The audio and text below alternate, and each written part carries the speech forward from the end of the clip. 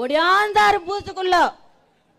ஐயா, என் பொண்டாட்டி பேர் அமராவதி, ஓட்டு போட்டுச்ச பாரு, இப்பதான் போட்டு போச்சு.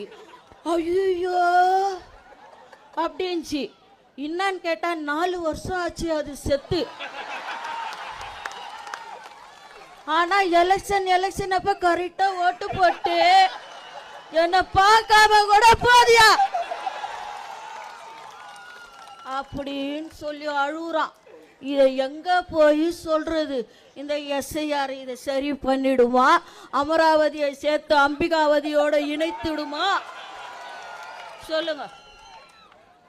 இந்த 75 வருஷம் பவள விழா, கடமை, கண்ணியம், கட்டுப்பாடு, தமிழினம், மக்களினம், சமுதாயம், தமிழ் மொழி,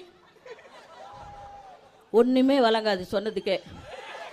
எத்தனை டாபிக் சொன்னாங்களோ அது அவங்களுக்கே வழங்காது. எல்லாம் சொல்லின்னு வருவாங்க. சொல்லிட்டு உடன்பிறப்பே எழுந்து வா, எழுந்து உடன்பிறப்பு வருவான், உழைப்பான், ஓட்டு போடுவான், எல்லா தில்லாலங்கடி வேலையும் செய்வான். ஆனா பொழிக்கிறது கோபாலபுர குடும்பம். அந்த உடன்பிறப்பு அதை புரிஞ்சுக்கணும்ல, ஏன் புரிஞ்சுக்க மாட்டுது? அதுதான் எனக்கு வேதனையா இருக்குது. இந்த அப்பா இருக்கிறாரு, அப்பா சொன்ன கூட தப்புன்னு சொல்லுவாரோ? அப்பா ஒன்றும் தப்பான வார்த்தை இல்லையே. இல்ல அப்பா, அப்பா எங்க அண்ணன் சொல்றதை கொஞ்சம் கேளுங்கப்பா. அப்பா எங்க அண்ணன் சொல்றதை கேளுங்கப்பா. நீங்க கரெக்டா இருந்தீங்கன்னா எங்க அண்ணன் ஏன்பா வர போறாரு? நீங்க எதுவும் செய்யா தொட்டு தானப்பா எங்க அண்ணன் வந்து இதை ஏன் செய்யலன்னு தான் கேட்குறாரு.